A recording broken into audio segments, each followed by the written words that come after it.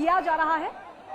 लाल बत्ती की इस गाड़ी को आप देख सकते हैं जिसमें पहुंचे हैं मुंबई मुख्यमंत्री अखिलेश यादव और समाजवादी पार्टी के प्रमुख मुलायम सिंह यादव मुंबई पहुंचे हैं। बिग बी और सदी के महानायक अमिताभ बच्चन के जन्मदिन के लिए, तो कल अमिताभ बच्चन का जन्मदिन है और उनके जन्मदिन को उन्हें जन्मदिन की मुबारकबाद देने और उनके जन्मदिन पर शामिल होने के लिए पहुंचे हैं। लाल बत्ती की गाड़ी आप देख सकते हैं। मुख्यमंत्री अखिलेश यादव इसमें मौजूद हैं और साथ ही साथ समाजवादी पार्टी के प्रमुख मुलायम सिंह यादव भी। आपको बता दें, अमिताभ बच्चन की पत्नी और अभिनेत्री जया बच्चन, जो कि समाजवादी पार्टी से राज्यसभा की सांसद हैं और इस लिहाज से दोनों ही परिवारों के निजी संबंध भी हैं।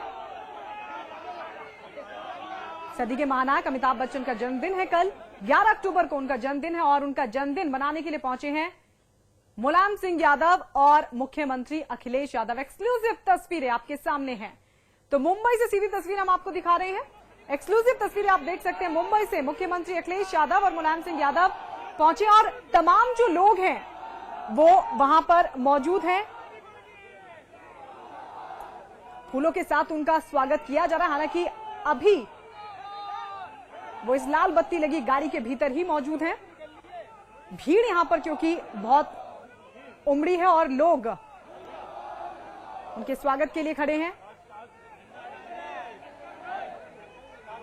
अमिताभ बच्चन की जन्मदिन में शामिल होने के लिए, उनके जन्मदिन की पार्टी में शामिल होने के लिए पहुंचे हैं मुख्यमंत्री अखिलेश यादव और मुलायम सिंह यादव। मुबारकबाद देंगे। दोनों ही परिवारों के करीबी रिश्ते हैं और ये करीबी रिश्ते इसलिए क्योंकि समाजवादी पार्टी की नेता हैं जया बच्चन और इसी पार्टी से राज्यसभा सांसद भी।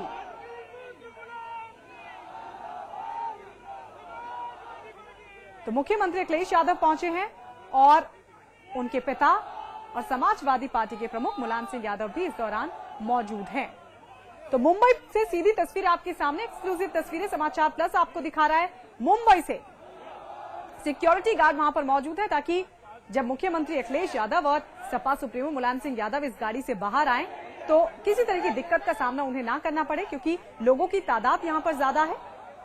एक तो समाजवादी पार्टी के प्रमुख हैं और दूसरी बात यह है कि उत्तर प्रदेश के मुख्यमंत्री अखिलेश यादव भी इस दौरान मौजूद हैं। तो लोग यहां पर पहुंचे हैं, भीड़ ज्यादा है, लिहाजा सिक्योरिटी का ख्याल रखते हुए फिलहाल गाड़ी के भीतर ही मौजूद हैं और आप देख सकते हैं उनके स्वागत की तैयारियां भी पूरी हैं। जब उनकी एक गाड़ी यहां पर पहुंची तो फूलों के जरिए स्वागत किया गया। लाल बत्ती लगी एक गाड़ी है और इस गाड़ी में मुख्यमंत्री अखिलेश यादव और सपा सुप्रीमो मुलायम सिंह यादव मौजूद हैं।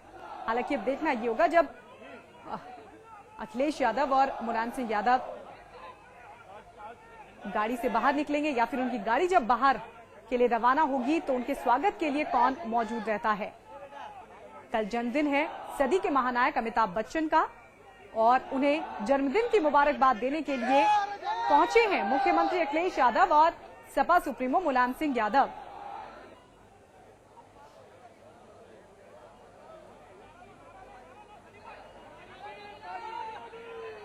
तो दोनों ही परिवारों के कितने घनिष्ठ संबंध है इसका अंदाजा इसी से लगाया जा सकता है कि खुद उत्तर प्रदेश के मुख्यमंत्री पहुंचे हैं अमिताभ बच्चन को जन्मदिन की मुबारकबाद देने के लिए और उनके साथ मौजूद है समाजवादी पार्टी के प्रमुख मुलायम सिंह यादव भी।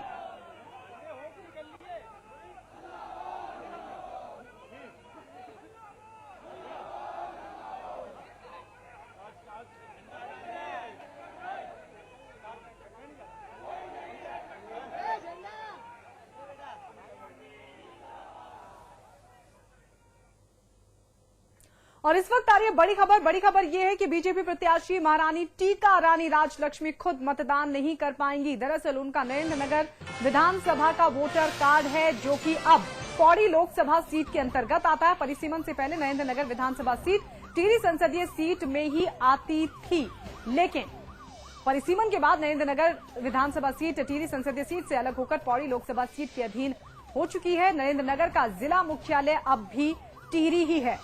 तो अब नरेंद्रनगर में है महारानी पंजीकृत मतदाता, इस लिहाज से वो आज मतदान नहीं कर पाएंगी।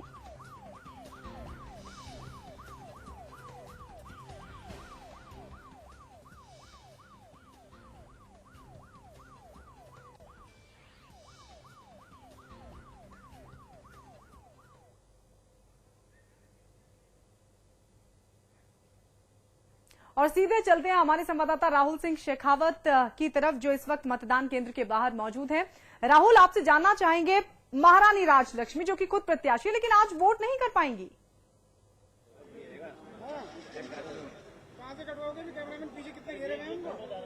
बिल्कुल गायत्री, देखिए जो भाजपा प्रत्याशी है महारानी राजलक्ष्मी, उनका जो वोट है उनका वोट नरेंद्रनगर में, जो कि पौड़ी गढ़वाल क्षेत्र में आता है, तो इसलिए वो अपने वोट का इस्तेमाल नहीं कर पाई है, क्योंकि जो समूचा टिहरी लोकसभा क्षेत्र है उनका उसमें वोट नहीं है, तो इसलिए जो वोट का अपने इस्तेमाल जो महारानी राजलक्ष्मी वो नहीं कर पाई है। जी गायत्री।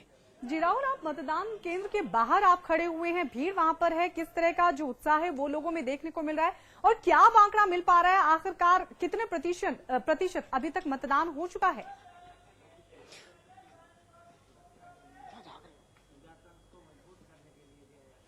देखिए गायत्री, जो हमारे पास टैली है वो 2 बजे तक की टैली हमारे पास आ गई है। वो 31% मतदान जो था 2 बजे तक हो चुका था। उसके बाद जो 5 बजे तक जो फाइनल फिगर आनी है वो भी जो निर्वाचन आयोग है वो देगा। तो 31% मतदान 2 बजे तक हो चुका था। और जो भीड़ हमारे ठीक पीछे आप देख सकते हैं, यहाँ पे उत्तराखंड के जो पूर्व मुख्यमंत्री एनडी तिवारी हैं वो यहाँ भी मतदान करने यहाँ पहुंचे, अपना मतदान अंदर भी अपना कर चुके हैं और अभी वो कुछ ही देर में बाहर निकलने जा रहे हैं। और सभी हर उम्र के लोगों ने मतदान किया है, चाहे छोटे हो या बड़े हो, बूढ़े हो या महिलाएं हो। और खुद तिवारी इस लोकतंत्र के महोत्सव में शिरकत करने यहाँ पहुंचे हैं। और आप पीछे भी ठीक यहाँ देख सकते हैं कि यहाँ पीछे जो भीड़ लगी हुई है, मीडिया कर्मी पीछे मौजूद हैं। तिवारी अपना जो एनडी तिवारी अपना मतदान करके बाहर आ रहे हैं। गायत्री जी, अब राहुल, सुबह से ही लगातार जो भीड़ है वो देखने को मिल रही है, लेकिन प्रतिशत उतना देखने को नहीं मिल रहा है। क्या ये उम्मीद के मुताबिक ही प्रतिशत, जिस तरह से आप बता रहे हैं 2 बजे तक 31% मतदान हो चुका था और अब 4 बज चुके हैं, 5 बजे तक की अगर बात की जाए पूरे दिन कुल कितना फीसदी मतदान रह सकता है?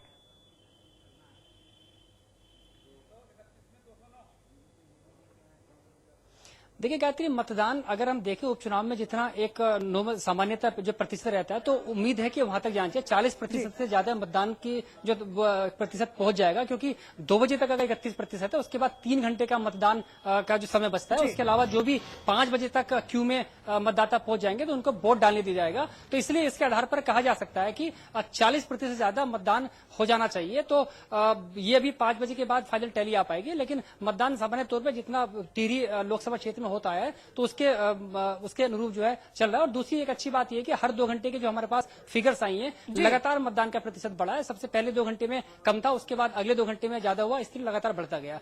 तो ओवरऑल जो परसेंटेज है वो कम है, कभी ऐसा लग रहा है, लेकिन मतदान लगातार बढ़ रहा है। जी गायत्री। जी राहुल, पिछली बार की तुलना में इस बार का जो फीसदी सामने आ रहा है उसको किस तरीके से देखा जाए? क्या तिवारी जी, मैं आपको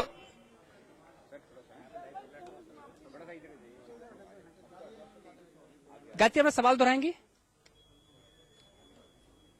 राहुल, हम देखना चाहेंगे क्या पूर्व मुख्यमंत्री एनडी तिवारी मतदान करने के बाद बाहर आ चुके हैं? ये जो तस्वीर है आपके पीछे, वो हमारे दर्शकों को दिखाने की कोशिश करें राहुल।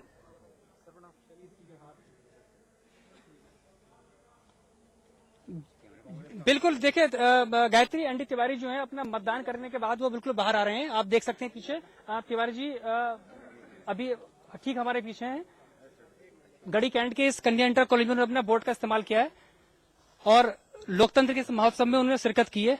हम तिवारी जी से एक बार चाहेंगे, 2 शब्द जो है तिवारी से बात करना चाहेंगे। तिवारी जी, अपना आप वोट डाल के आ रहे हैं, थोड़ा सा बताएंगे। क्या आप अपने मत का जो इस्तेमाल करके आ रहे हैं, किस रूप में देखते हैं इस मतदान को? क्या मतदान को किस रूप में देखते हैं, कह रहे हैं सर? प्रजातंत्र का एक प्रतिबिंब है और प्रजातंत्र लोकतंत्र हमारा जो पार्लियामेंट्री डेमोक्रेसी है उसका मुख्य स्तंभ है। चाहे कांग्रेशनल भी हो, वहां भी जहां स्टेट्स हैं अलग अलग, अमेरिका में वहां भी अलग अलग मतदान होता है। तो हर जगह व्यक्तिगत वोट के ऊपर निर्भर करता है इलेक्शन। आप इस उम्र में यहाँ पहुंचे, जो नई पीढ़ी है वो थोड़ा सा कम दिख रही है, क्या नई पीढ़ी को अपना पैगाम देना चाहेंगे? अभी नई पीढ़ी आने का टाइम है वोट देने के लिए, तो ये तो वोटर के ऊपर है, उनमें कोई जबरदस्ती तो की नहीं जा सकती, लेकिन मेरा ख्याल है कि लोग मतदान देने आएंगे और आना चाहिए। बिल्कुल तिवारी जी, बहुत बहुत धन्यवाद समाचार पत्र से बातचीत करने के लिए। तो गायत्री, आप देख सकते हैं ये एनडी तिवारी पूर्व मुख्यमंत्री उत्तराखंड के थे, उत्तर प्रदेश के मुख्यमंत्री थे। उन्होंने बताया कि जो मतदान का जो महत्व है उन्होंने अपने शब्दों में बताया, और उन्होंने बताया कि लोकतंत्र को मजबूत करने में वोटिंग की एक बहुत बड़ी अहमियत है। जी गायत्री। जी, अब राहुल, अब जिस तरह से अभी आप एनडी तिवारी आपके पास से गुजरे, हम चाहेंगे अगर आप दोबारा उनसे बातचीत कर पाए हाल ही में, क्योंकि उन्होंने सक्रिय राजनीति में आने की इच्छा जाहिर की थी, लेकिन उनकी तबीयत ठीक नहीं रहती है। क्या अभी भी उनकी जो इच्छा है वो बरकरार है? निकल गए। तो आपको बता दें, एनडी तिवारी जो कि पूर्व मुख्यमंत्री, उन्होंने वोट डाला है। तस्वीरें आपके सामने उस वक्त की तस्वीर हम आपको दिखा रहे हैं जब वोट डालकर बाहर निकले। देहरादून से सीधी तस्वीर आपके सामने है। पूर्व मुख्यमंत्री एनडी तिवारी जिन्होंने वोट डाला है, और वोट डालने के बाद उन्होंने कहा, क्योंकि ये लोकतंत्र में सभी को इसका अधिकार है और उन्होंने भी अपने मताधिकार का इस्तेमाल किया है। तो पूर्व मुख्यमंत्री एनडी तिवारी जिन्होंने हाल ही में सक्रिय राजनीति में आने की इच्छा जाहिर की थी। लगातार हमारे जो संवाददाता है राहुल सिंह शेखावत वहां पर बने हुए हैं। राहुल, क्या जो मतदान है अभी तक शांतिपूर्ण रहा? जो व्यवस्था की गई थी वो किस तरह की नजर आई आपको?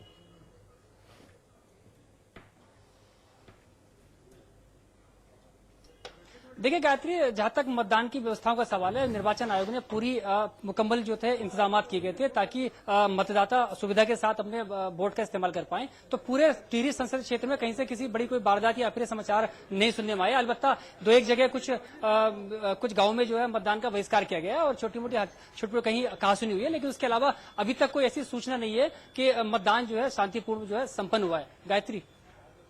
बिल्कुल राहुल, आप नजर बनाए रखिए। तो अपने दर्शकों को एक बार फिर बता दें, आज टिहरी लोकसभा उपचुनाव के लिए वोट डाले जा रहे हैं और 2 बजे तक की अगर बात की जाए तो यहां पर 31% मतदान हो चुका है। और देहरादून से हमारे संवाददाता सुरेंद्र सिंह डसीला भी हमारे साथ जुड़े हुए हैं। सुरेंद्र, आपसे जानना चाहेंगे वहां की अगर बात की जाए, वहां पर कितने फीसदी मतदान अभी तक हो चुका है?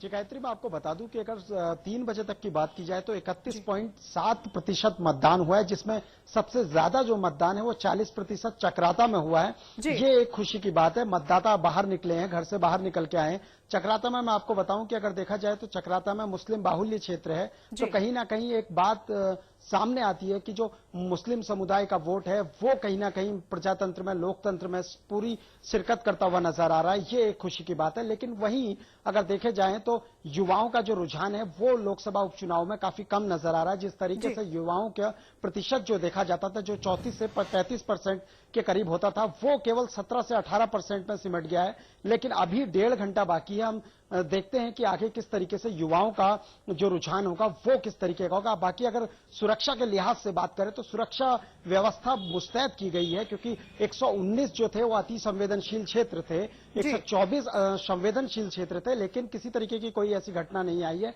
आईटीबीपी के जवान मुस्तैद हैं, उत्तराखंड पुलिस के साथ पीएसी के जवान भी मुस्तैद हैं। जी गायत्री। जी सुरेंद्र, जिस तरह से आप बता रहे हैं युवाओं के अंदर वो रुझान देखने को नहीं मिला, इसके पीछे कोई खास वजह? जी गायत्री, अगर बात की जाए तो जिस तरीके से एक युवाओं की बात की जा रही थी, क्योंकि युवा प्रत्याशी के रूप में कांग्रेस ने अपने युवा प्रत्याशी उतारे थे, तो देखा जा रहा था कि कहीं ना कहीं युवाओं का रुझान देखने को मिलेगा। लेकिन जिस तरीके से युवाओं की अनुपस्थिति इस पूरे चुनाव में रही है, तो उसे देखकर ये लगता है कि शायद युवाओं ने इस चुनाव को इतनी संजीदा से नहीं लिया जिस तरीके से विधानसभा चुनाव में युवाओं की भूमिका देखी गई। लेकिन उसी तरीके से अगर बेरुखी उनकी लोकसभा उपचुनाव को लेकर है तो ये सोचने वाली बात जरूर है। जी बिल्कुल, ये सोचने वाली बात है और सभी को सोचने की जरूरत भी है। आप नजर बनाए रखिए सुरेंद्र सिंह, और साथ ही साथ राहुल सिंह शेखावत, आप भी आपकी ओर रुख करेंगे ताजा अपडेट के लिए। लेकिन एक बार फिर अपने दर्शकों को बता दें, उत्तरकाशी, टिहरी और देहरादून ये वो जिले हैं जो कि टिहरी लोकसभा सीट के अंतर्गत आते हैं और यहां पर लगातार हमारे संवाददाता बने हुए जो ताजा अपडेट दे रहे हैं। अभी तक की अगर बात की जाए तो 35 से ऊपर फीसदी मतदान हो चुका है। अलग अलग जगहों की तस्वीर हम आपको दिखा रहे हैं, किस तरह से जो लोग हैं वो अपने घरों से बाहर निकल रहे हैं मतदान के लिए। और टिहरी का महासंग्राम आज है, वोट डाले जा रहे हैं। 13 अक्टूबर को नतीजे भी सामने आ जाएंगे। मुख्य मुकाबला यहां पर कांग्रेस और बीजेपी के बीच है। यूं तो 14 प्रत्याशी चुनावी मैदान में अपनी किस्मत आजमा रहे हैं। अलग अलग जगहों की तस्वीर आप देख सकते हैं। ये 12 तस्वीरें आपके सामने है समाचार प्लस पर। बड़ी कवरेज आप देख रहे हैं टिहरी लोकसभा उपचुनाव की। टिहरी लोकसभा